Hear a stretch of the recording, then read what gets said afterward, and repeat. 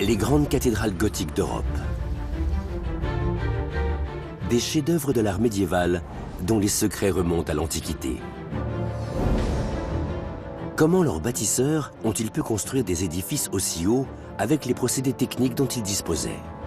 S'agissait-il pour eux d'un moyen d'exprimer la force de leur foi? C'est un ouvrage remarquable tant par la taille que par le symbole. C'est une construction titanesque. Les dernières innovations scientifiques vont nous permettre de percer les secrets des techniques de fabrication qui protègent ces colosses de pierre. Ils tremblaient sûrement à l'idée que l'attraction terrestre fasse vaciller leur construction. La clé du mystère réside dans l'analyse pierre par pierre de ces mégastructures du Moyen-Âge. C'est en plongeant au cœur des murs, des voûtes et des fondations de ces géants que nous pourrons découvrir les secrets de ces merveilles venues du passé.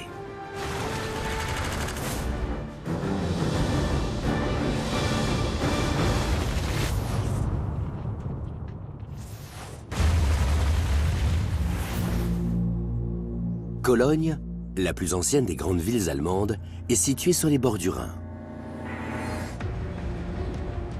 La cité abrite la plus ambitieuse structure architecturale médiévale jamais construite. La cathédrale de Cologne. Un monument mystérieux dont la première pierre date du Moyen-Âge. En 1248, les habitants décident de relever un défi. Ériger la plus grande cathédrale du monde. Un bâtiment 20 fois plus haut que toutes les autres constructions en bois de la ville.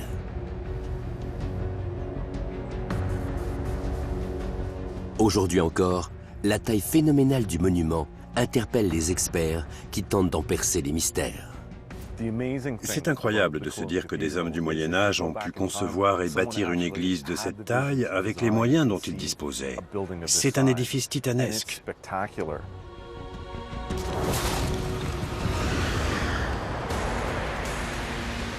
La cathédrale de Cologne est une géante de 120 000 tonnes de pierre. Ces vitraux pourraient habiller un immeuble de 30 étages.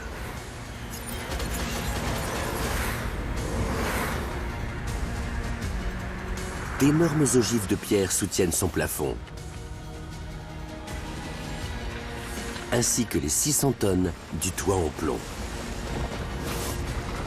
Ces deux flèches, qui s'élèvent à plus de 157 mètres, lui ont conféré pendant quelques années le titre de bâtiment le plus haut du monde.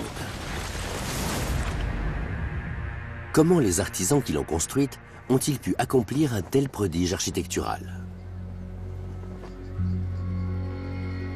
Étonnamment, les historiens n'en savent pas beaucoup sur les premiers temps du chantier de la cathédrale. Peu d'archives ont été conservées jusqu'à nos jours. L'architecte Doug Pritchard se propose de redécouvrir les étapes de la construction du bâtiment en étudiant une à une les pierres de l'édifice. Pour y parvenir, il dispose de l'un des outils les plus perfectionnés qui soit, un scanner laser 3D. Cette machine va lui permettre de pénétrer à l'intérieur même des pierres du bâtiment. Ce scanner est vraiment incroyable. Il peut enregistrer près d'1 million de points par seconde. Le scanner effectue des relevés à 360 degrés et nous permet de visualiser toutes sortes d'éléments, comme la profondeur des voûtes ou la taille des colonnes, de façon extrêmement précise. En combinant toutes ces données, on obtient une carte en 3D de la cathédrale. Aujourd'hui, Doug Pritchard va ajouter une nouvelle pièce au puzzle de la basilique. Bonjour. Bonjour. Son objectif, le balcon central. Utiliser le scanner pour mettre au jour la structure interne de la cathédrale va lui permettre d'en comprendre l'agencement. L'une des grandes qualités de ce scanner, c'est de pouvoir extirper des informations de la matière inanimée. On pourra ainsi connaître les principes d'architecture et d'ingénierie utilisés pour faire tenir le bâtiment. Le scanner projette un rayon laser invisible jusqu'à 187 mètres de distance.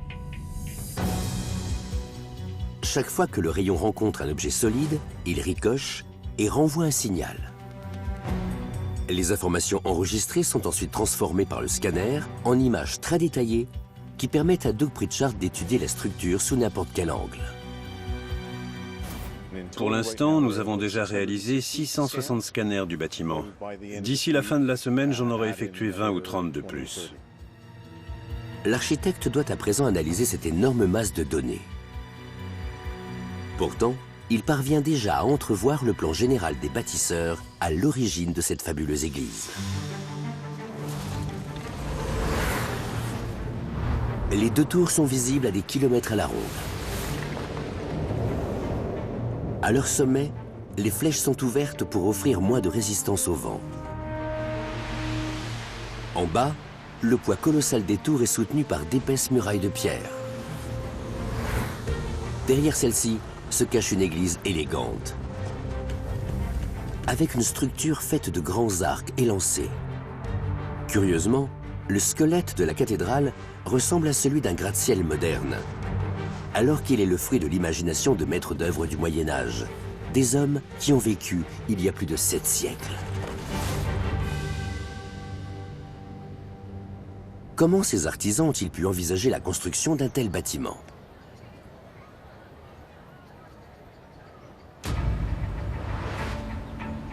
À 350 km de là, dans le nord-est de la France, une autre équipe mène l'enquête dans une cathédrale plus ancienne encore. Notre-Dame d'Amiens, qui a inspiré la basilique de Cologne. Cette immense église domine la ville depuis près de 800 ans. Il s'agit de la plus vaste structure gothique achevée de France. Guillaume Caron est ingénieur et il utilise lui aussi la technologie laser pour tenter d'en comprendre les secrets de construction. Amiens est ma ville natale et je me suis toujours intéressé aux aspects symboliques de la cathédrale. Guillaume Caron espère dénicher des indices pour reconstituer les plans d'origine de l'édifice. Nous ne possédons actuellement aucun plan complet de la cathédrale. Les hommes du Moyen-Âge n'avaient pas l'habitude de conserver de tels documents. Cet appareil nous permet de prendre des mesures très précises qui vont nous aider à établir le premier plan exhaustif de la cathédrale.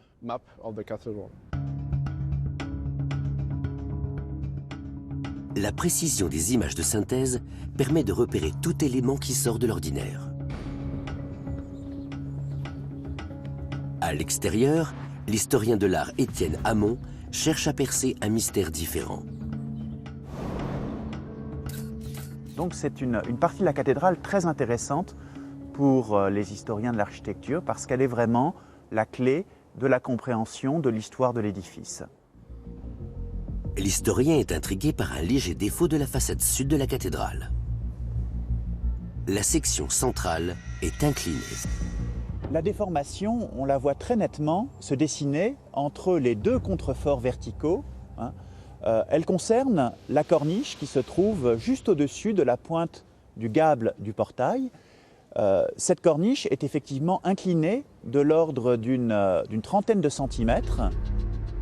Ce défaut, évident sur les images du scanner, n'est pas visible depuis le sol. Ces déformations sont une véritable énigme. Pour les hommes du XIIIe siècle, ces déformations étaient pratiquement invisibles.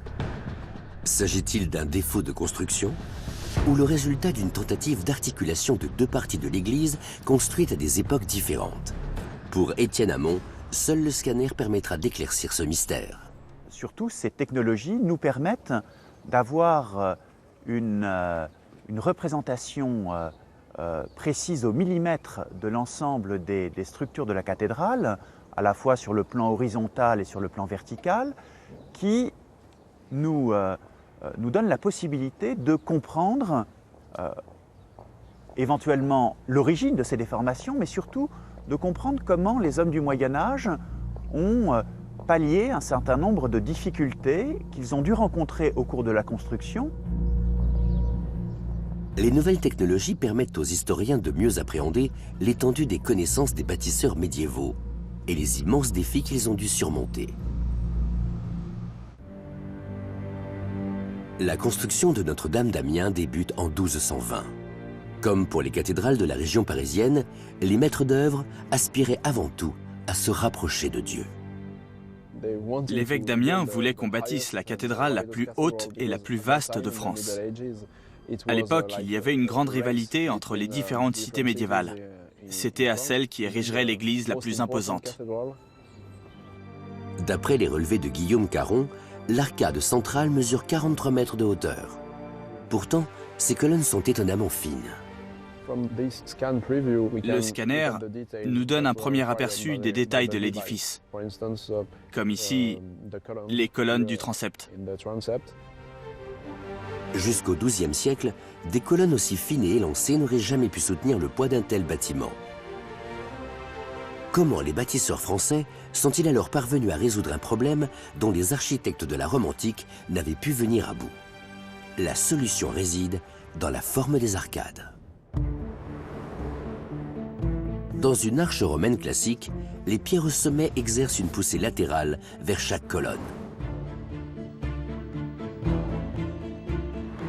Plus on construit en hauteur, plus les colonnes se bombent sous la pression et finissent par s'affaisser.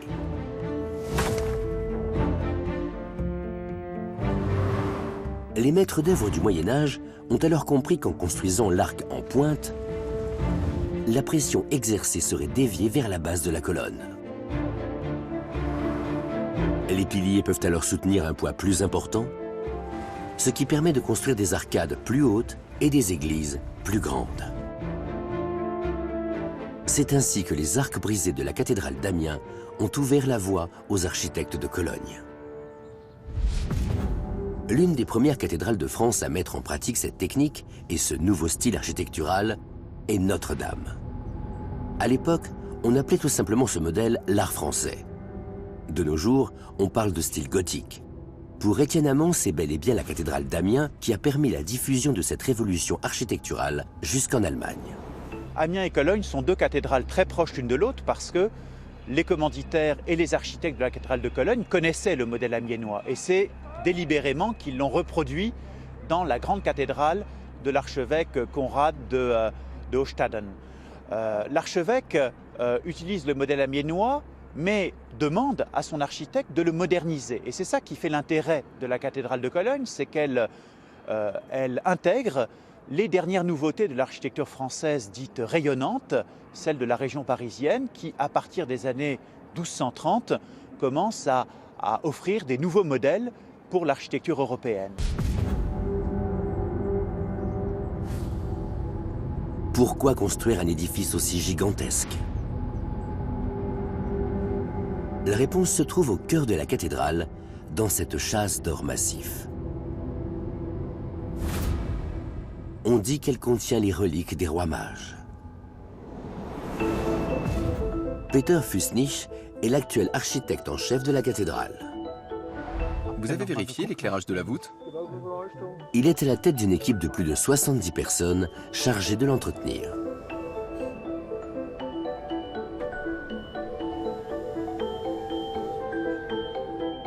De nos jours, le bâtiment attire près de 6 millions de visiteurs par an. Mais au Moyen-Âge, c'était avant tout la châsse des rois mages qu'on venait admirer. C'est en partie pour abriter la châsse qu'il a été décidé de construire la première cathédrale. Le reliquaire lui-même a été fabriqué plus tard. L'important, c'est ce qu'il est censé contenir, à savoir les ossements des rois mages. Les saintes reliques sont arrivées à Cologne en 1164 et ont immédiatement généré un immense flux de pèlerins. La cathédrale existante a rapidement été jugée trop petite et on a alors décidé d'en construire une plus grande. Le mystérieux contenu du reliquaire a donc poussé les initiateurs du projet à se lancer dans ce chantier, tout en sachant d'avance qu'ils n'en verraient pas la fin de leur vivant. Aujourd'hui encore, une telle entreprise a quelque chose de véritablement fascinant. La cathédrale de Cologne est en effet l'un des premiers chantiers multigénérationnels dans lesquels se soit lancée l'humanité. Un projet qu'il fallait confier à la génération suivante avec l'espoir qu'à son tour, elle le mène à bien. Ces hommes comptaient sur les générations futures pour relever un véritable défi.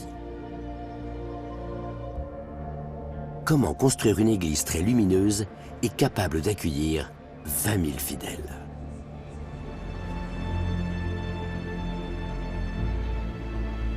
La réponse se trouve dans la structure même de l'église.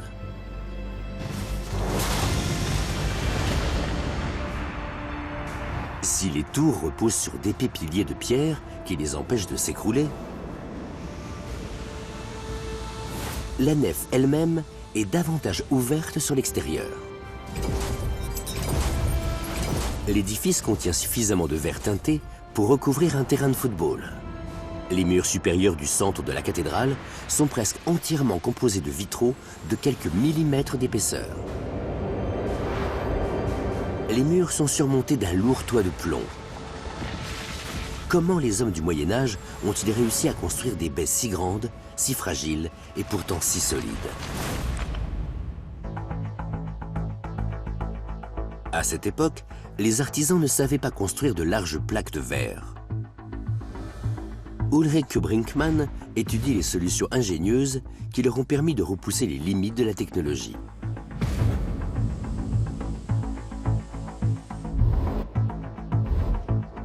Les verriers divisaient chaque fenêtre en panneaux et fabriquaient le vitrail à partir de minuscules morceaux de verre maintenus par des baguettes de plomb.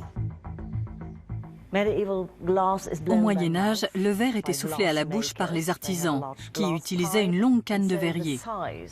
Les peintres verriers ne disposaient donc que de morceaux de verre d'une taille limitée pour composer les vitraux.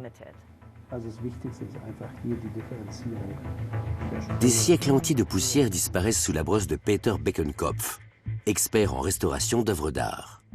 Il met ainsi au jour le savoir-faire des artisans. C'est un travail qui requiert une grande délicatesse. Il est impératif que les restaurateurs sachent à quoi ils ont affaire. Ils doivent être très expérimentés dans ce domaine. Ici, on voit que les dépôts sombres sur le verre peuvent être retirés par chance, sans trop de problèmes. Le nettoyage laisse les fragments de verre bien sombres. Ce n'est qu'à la lumière qu'ils prennent vie. Au Moyen-Âge, on considérait que la lumière était une matière. Mais personne ne pouvait expliquer comment celle-ci pouvait traverser certains matériaux, comme le verre, sans les endommager. Les détails minutieux n'avaient aucune chance d'être aperçus des croyants depuis le sol de la cathédrale. En revanche, le kaléidoscope de verre créait l'impression que l'église s'élançait vers des hauteurs célestes. À l'époque, pénétrer dans la cathédrale devait être une expérience à couper le souffle. Le soleil transperçait les vitraux pour baigner la nef d'une lumière divine. C'était sûrement très impressionnant. Ça l'est encore aujourd'hui, mais ça devait l'être encore plus au Moyen-Âge, quand les gens vivaient dans de petites maisons mal éclairées. La hauteur des baies vitrées est aussi leur plus grande faiblesse. Une construction en arc brisé permet d'ériger de grandes et belles églises, avec de hautes fenêtres. Mais c'est aussi prendre le risque que toute la structure ne s'effondre. Des murs de soutien, qu'on appelle contreforts, permettent de maintenir l'édifice, mais occultent une partie de la lumière et bloquent l'accès aux collatéraux. Les architectes médiévaux ont alors décidé de les remplacer par ce qu'on appelle des piliers de culée, lesquels portaient des étais latéraux pour former des arcs-boutants. C'est la solution qui a été adoptée pour conserver les immenses vitraux et permettre à la lumière du Seigneur de pénétrer dans la cathédrale. Les arcs-boutants soulagent les murs et le toit depuis l'extérieur. Mais comment assurer la stabilité du plafond à l'intérieur de l'église? Et pourquoi semble-t-il aussi léger? L'un des secrets se cache peut-être dans le travail de la pierre. Wolfgang Küpper est l'un des 20 tailleurs de pierre attachés à la restauration de la cathédrale. Il travaille le calcaire, une roche qui exige une précision extrême. On utilise ce type de lame en dents de scie employée par les métallurgistes pour pouvoir entamer la pierre plus facilement. Les tailleurs de pierre s'apparentent à des chirurgiens opérant un patient de 750 ans. Wolfgang Küpper travaille actuellement à la copie d'un ornement de pierre qu'on appelle un dais. En ce moment, je sculpte un des fleurons. Je dois tailler les creux autour du motif et ôter les débris pour dégager la forme des feuilles. C'est un vrai travail de précision. Le bloc de pierre d'origine est beaucoup trop abîmé pour être réparé. Ce dais a été endommagé pendant la Seconde Guerre mondiale. Tout l'avant a été arraché. Il ne reste plus que l'arrière. Sculpter une reproduction devrait exiger 1 an et demi de travail. C'est vraiment épuisant de se concentrer sur une seule tâche pendant aussi longtemps sans dévier de sa trajectoire. C'est vraiment éprouvant pour les nerfs. Et bien sûr, je ne suis pas à l'abri d'une erreur. Personne n'est parfait. C'est grâce à l'immense savoir-faire des prédécesseurs de Wolfgang Küpper que la cathédrale tient encore debout de nos jours. Les architectes du Moyen-Âge sont parvenus à assurer l'équilibre du plafond à l'intérieur de l'église. Mais comment ont-ils fait? Au lieu d'élever d'épais murs de pierre pour porter le plafond, ils ont construit des arcs brisés qui s'entrecroisent comme les côtes d'une cage thoracique. Chaque compartiment, composé d'une fine couche de briques bien lisses, forme ce qu'on appelle un plafond en croisée d'ogives.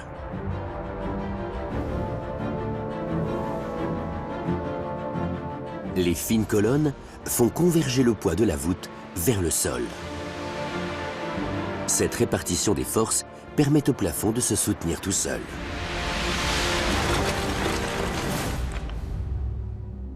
La formidable pression exercée sur la voûte explique qu'il suffirait de quelques pierres mal placées pour déséquilibrer l'ensemble.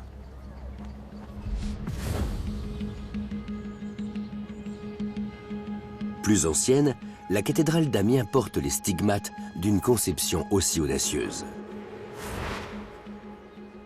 Guillaume Caron, spécialiste de la détection 3D, inspecte les croisées d'ogives pour en déterminer l'état de détérioration.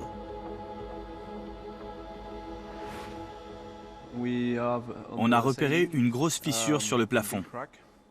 On a pu la mesurer avec le scanner laser. Voici l'image obtenue. Les résultats révèlent une fissure de 5 cm de largeur. On a localisé d'autres fissures dans la nef de la cathédrale, au-dessus de ce vitrail. Guillaume Caron n'est pas en mesure d'expliquer l'origine de chaque fissure. Mais les spécialistes estiment qu'il s'agit d'un défaut de conception inhérent à la cathédrale. À l'extérieur, les arcs-boutants trop élevés peinent à encaisser le poids du toit. Certains côtés se sont affaissés en déchirant les croisées d'ogives. L'avenir de l'édifice pourrait être compromis. Les derniers relevés ont montré que la fissure mesurait environ 5 cm d'épaisseur. Nous avons comparé les résultats avec les mesures d'il y a 4 ans. Apparemment, la fissure ne s'agrandit pas, ce qui est plutôt une bonne nouvelle pour la cathédrale.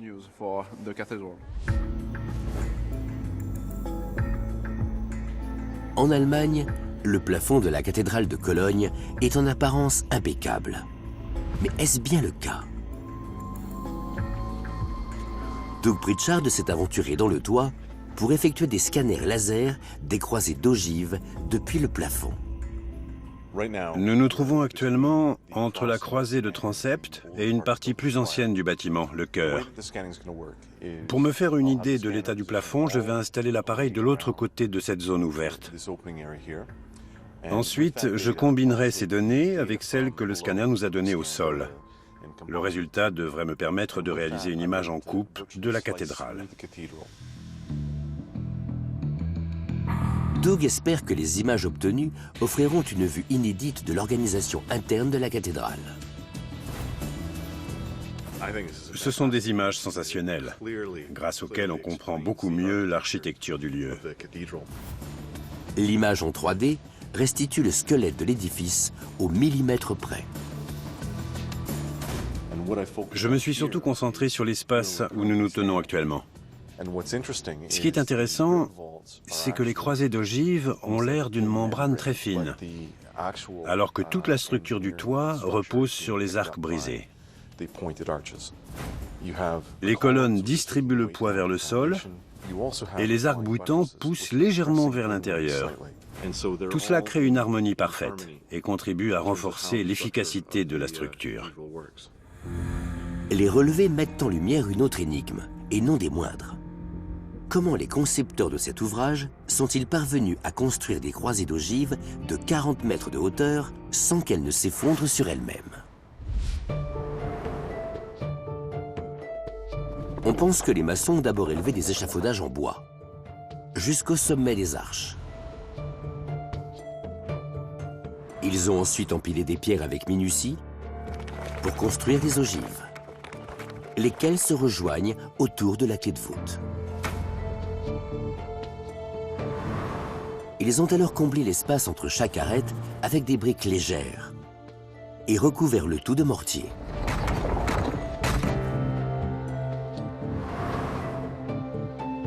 Enfin, ils ont démonté les échafaudages en priant pour que le plafond tienne.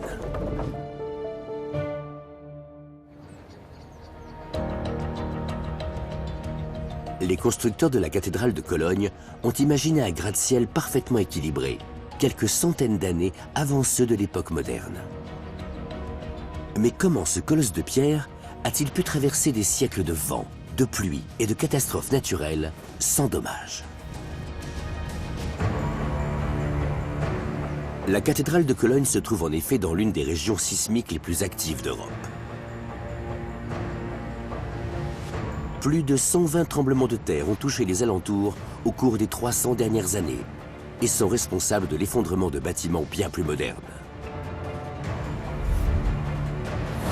Quel est donc son secret? Par quel miracle sa structure lui a-t-elle permis d'endurer de telles secousses sans jamais s'écrouler?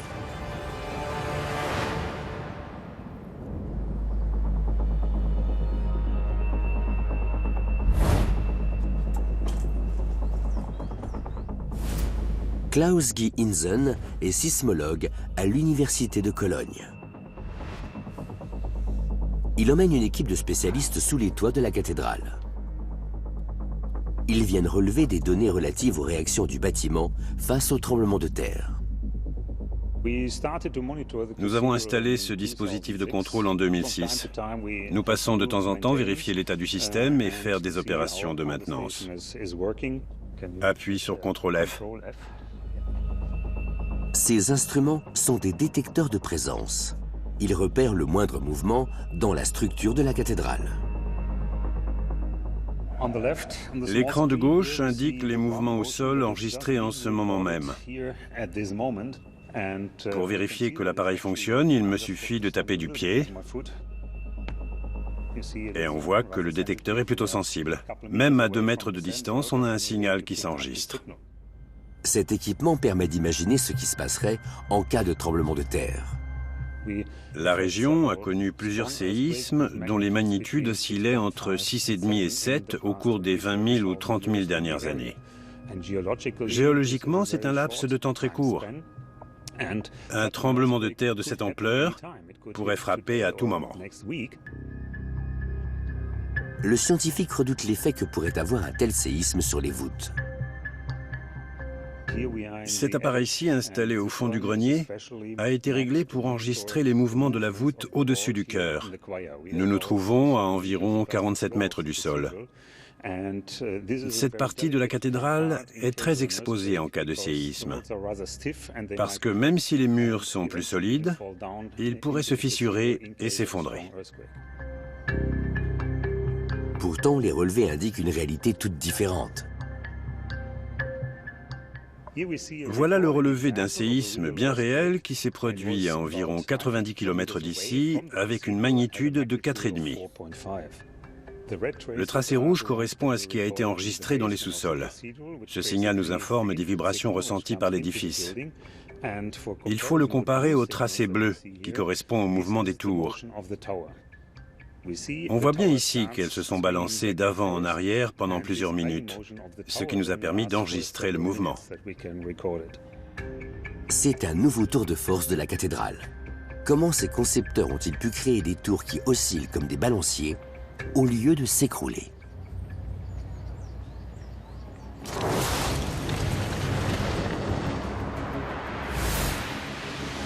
Malgré ses colonnes délicates, cet édifice est loin d'être un poids-plume.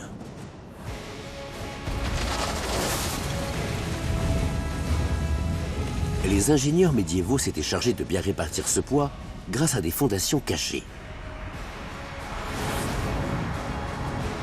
Près de 120 000 tonnes de pierre ont été utilisées pour ériger des piliers massifs qui s'enfoncent profondément dans le sol.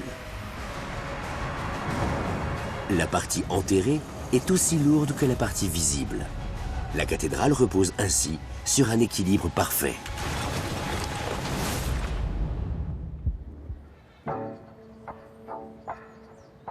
Si le bâtiment lui-même est solidement ancré dans le sol, c'est plutôt la sécurité des visiteurs qui inquiète Klaus Gihinsen.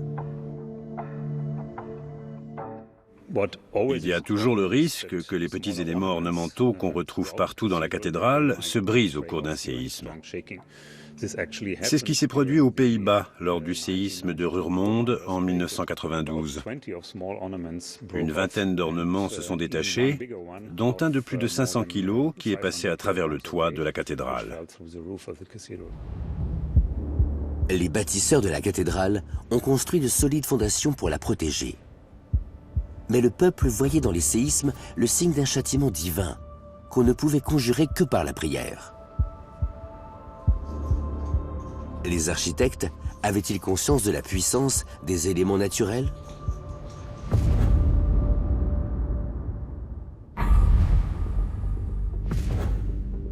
Ruth Stinsbeck enquête sur les connaissances des hommes de l'époque. Les archéologues ont commencé à prospecter sous la cathédrale dans les années 1940. En 2008, ils ont été autorisés à creuser un tunnel sous les fondations elles-mêmes. C'était la première fois qu'on avait accès aux fondations et qu'on pouvait s'intéresser à leur technique de construction. Les scientifiques ont alors découvert qu'elles étaient composées de deux types de roches différentes. Du basalte noir et une roche plus tendre appelée tuf volcanique. Ici, c'est du basalte de Cologne, des pierres qui sont d'ordinaire très grandes et très lourdes, au milieu desquelles ont été insérées des couches de tuf volcanique. En superposant le basalte de Cologne, une roche très dure, et le tuf volcanique, une pierre plus tendre, les maçons du Moyen-Âge ont créé des couches horizontales de matériaux très différents, mais complémentaires. Ce sont les couches les plus solides qui atténuent et amortissent le mieux les mouvements. Ces différentes strates de pierre permettraient donc d'absorber les chocs. En cas de tremblement de terre, les couches de pierre horizontales vont empêcher que les secousses n'atteignent le bâtiment en surface. La question reste de savoir si les maîtres maçons ont agi en connaissance de cause. Mais ça, c'est une autre histoire. Le mystère s'épaissit à mesure que Ruth Stinsbeck s'enfonce sous la terre.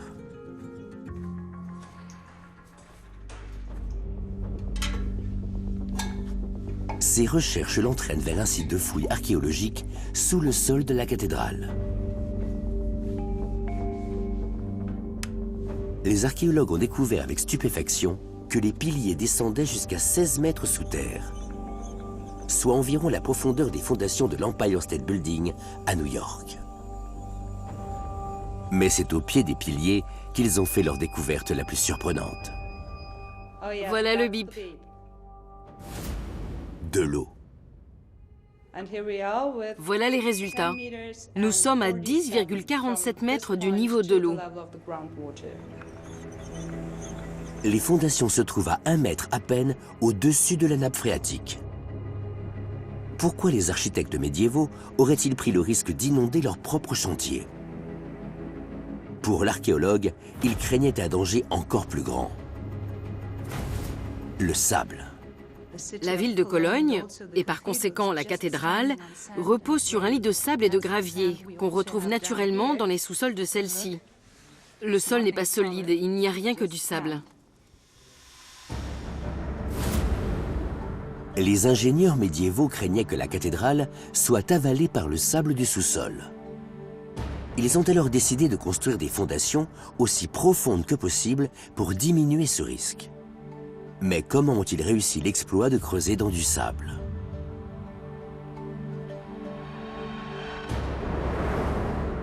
Si les maçons avaient tenté de creuser une grande fosse d'un seul tenant, le sable environnant se serait engouffré dans l'espace vide et les aurait ensevelis. Ils ont donc décidé de creuser d'étroites portions, étayées avec des planches de bois, jusqu'au-dessus de la nappe phréatique. Ils ont ensuite empilé plusieurs couches de roches volcaniques et de mortier pour élever de solides piliers d'une hauteur de 5 étages. Ces fondations de pierre à toute épreuve ont permis de soutenir les 120 000 tonnes de la cathédrale jusqu'à nos jours.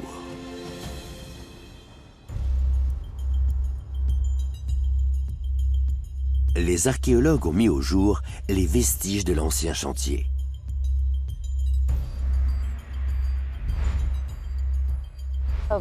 Voici les fondations d'un des piliers qui se trouve à l'intérieur de la cathédrale.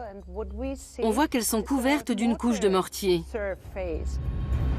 Selon Ruth Stinesbeck, ces copeaux de bois sont issus des planches utilisées par les maçons pour contenir le sable. Une planche allait de là à là, et la suivante commençait ici, jusque-là. On voit bien la forme des planches qui s'est imprimée dans le mortier. Et ici, on a même les anneaux de croissance du bois. Quelles pouvaient être les conditions de travail de ces hommes? Quand je manipule ces copeaux de bois, j'essaie d'imaginer ce que pouvaient bien ressentir les hommes qui travaillaient ici, dans des fosses profondes, loin de la lumière du jour. Ils tremblaient sûrement à l'idée que la pression terrestre écrase leurs étais. Ils devaient prier de tout cœur pour que les planches résistent et les protègent d'un accident. Arpenter cette fosse permet de se faire une bonne idée du ressenti des ouvriers de l'époque.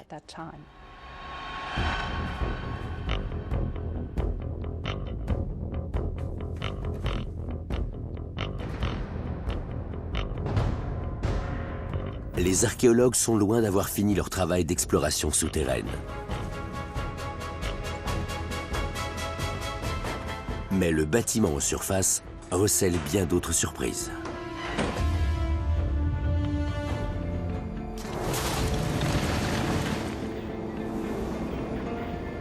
Sous la carapace de cette géante se cache en effet une structure hors norme.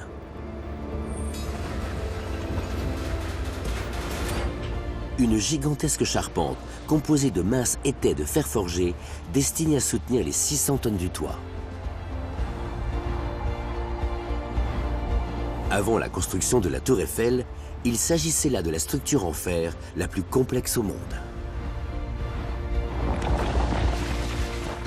Comment expliquer la présence anachronique d'une telle charpente dans un bâtiment médiéval? Les archives et les plans datent l'arrêt du chantier de la cathédrale dans les années 1530. Les travaux ont repris près de 300 ans plus tard, ce qui soulève une nouvelle question. Comment les architectes du 19e siècle sont-ils parvenus à terminer le bâtiment? Peter Fusnich, architecte en chef de la cathédrale, détient la réponse. Un dessin du XIIIe siècle qui représente les deux tours. Ce croquis que l'on croyait perdu a été retrouvé par hasard 6 siècles plus tard. Les architectes chargés de reprendre le chantier au XIXe siècle ont eu la chance inouïe de tomber sur ce plan qui date du Moyen Âge. Ils ont ainsi pu construire la façade et achever le rêve de leurs prédécesseurs. Le croquis, intitulé Plan F, aux allures de plan moderne, ne porte pourtant aucune indication de dimension ni instruction. Ce croquis n'a rien d'un plan de construction. Il était destiné à obtenir le soutien de ceux qui finançaient le projet. Comment poursuivre le chantier avec ce dessin comme seule directive?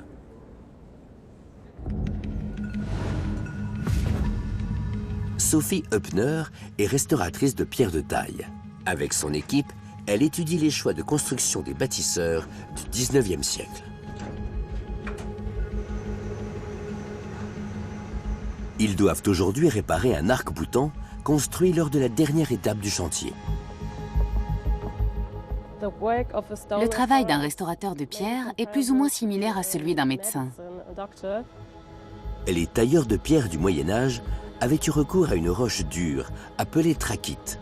En revanche, les arcs-boutants du 19e siècle ont été taillés dans du grès, une roche tendre qui commence déjà à s'effriter. Cette zone se trouve dans un état de détérioration avancée. La pluie a ruisselé sur les pierres et les a érodées. Ici, en revanche, la pierre est plus sèche et a récolté la poussière.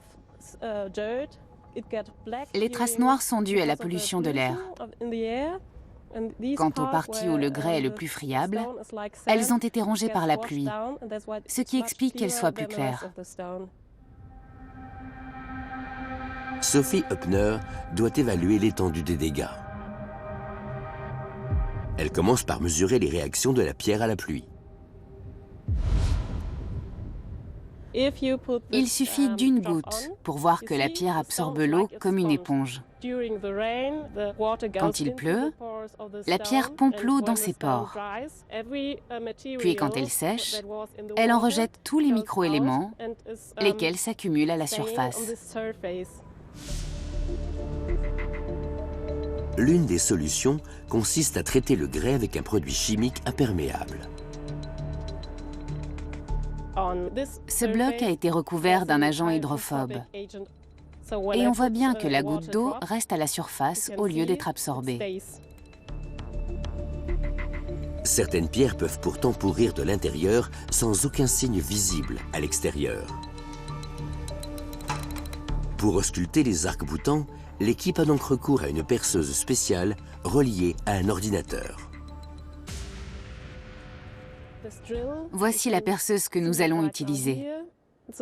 C'est une perceuse à forêt diamant. Je vais la placer comme ceci contre l'élément à sonder, de façon à ce que la mèche pénètre la pierre. L'équipe commence par inspecter rigoureusement l'état des arcs-boutants avant d'utiliser la perceuse. Ils ont beau ne dater que du 19e siècle, ils appartiennent quand même à l'un des bâtiments historiques les plus précieux d'Allemagne.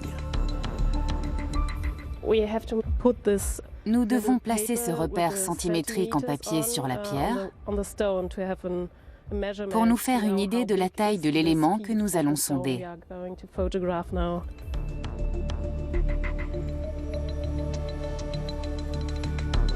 Après avoir photographié l'emplacement où la perceuse va forer la pierre, l'équipe se met au travail.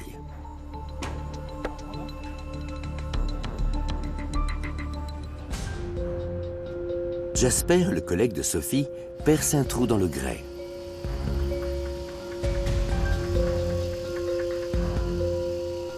L'ordinateur permet de mesurer le taux de résistance aux forêts. C'est un indice de l'état de fragilité de la pierre.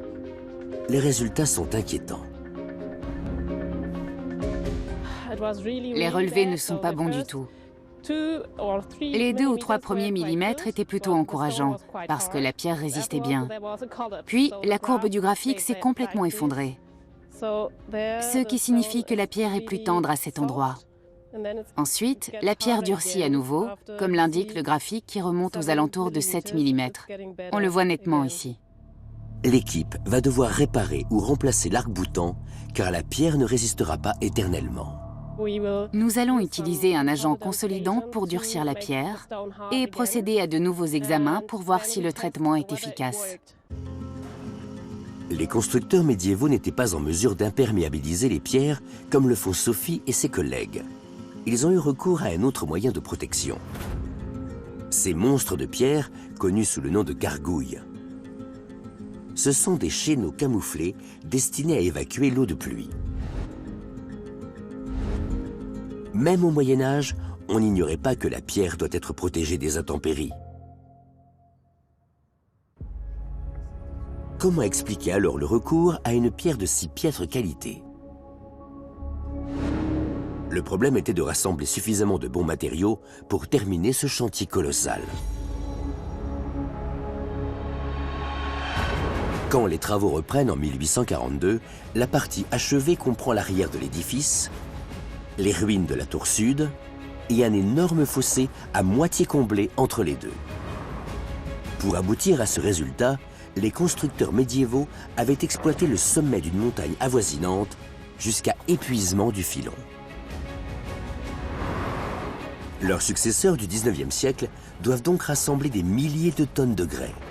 Ils font appel à toutes les carrières du pays. Ils établissent ensuite le plus haut échafaudage de l'époque pour élever les tours. Ils achèveront la cathédrale en 38 ans à peine. Ont-ils sacrifié la qualité dans leur hâte de finir? La question peut se poser. Une légende locale voudrait que les tours soient légèrement désaxées. L'architecte Doug Pritchard va utiliser son scanner pour mesurer leur hauteur réelle.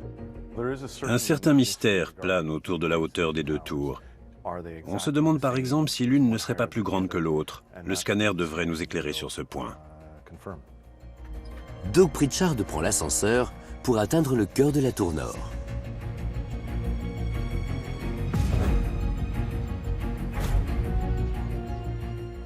Nous sommes dans la tour nord, à environ 100 mètres de hauteur. Je vais installer mon scanner et le trépied ici pour pouvoir mesurer l'intérieur de la tour de haut en bas. C'est la première fois que les tours vont être mesurées avec un tel degré de précision. Je vais effectuer un scanner à 360 degrés de la totalité de la tour et de la flèche. Ce relevé va me fournir des données au millimètre près. Cet appareil enregistre plus d'1 million de points par seconde, ce qui nous donne une idée de la masse d'informations que nous allons avoir au bout de 15 minutes. Doug commence sa saisie.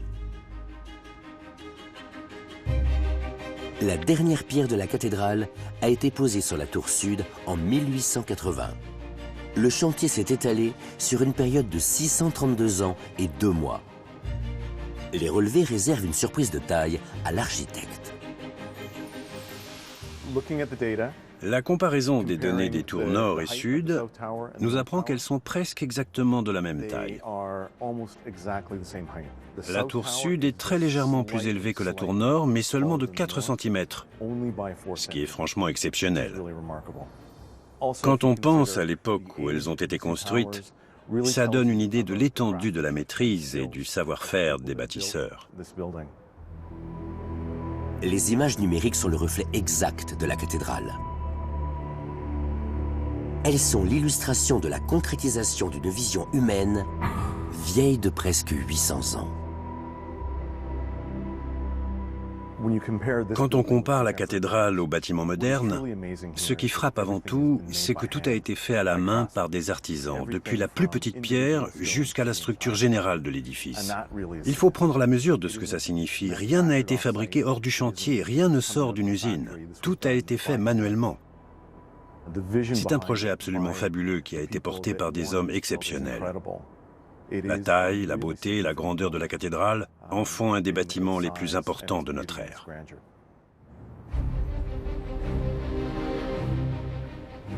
À l'image de sa sœur aînée Damien, la cathédrale de Cologne est une extraordinaire prouesse architecturale. Aujourd'hui, des millions de personnes franchissent leur portail richement décoré pour aller admirer les premiers gratte-ciel de l'histoire.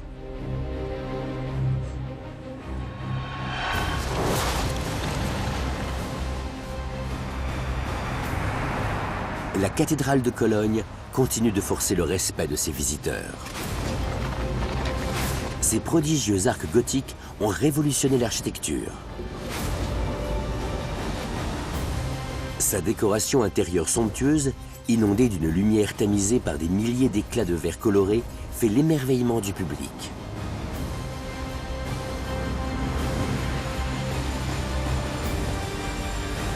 La taille de l'édifice, comme sa complexité structurelle, continue de stupéfier les ingénieurs.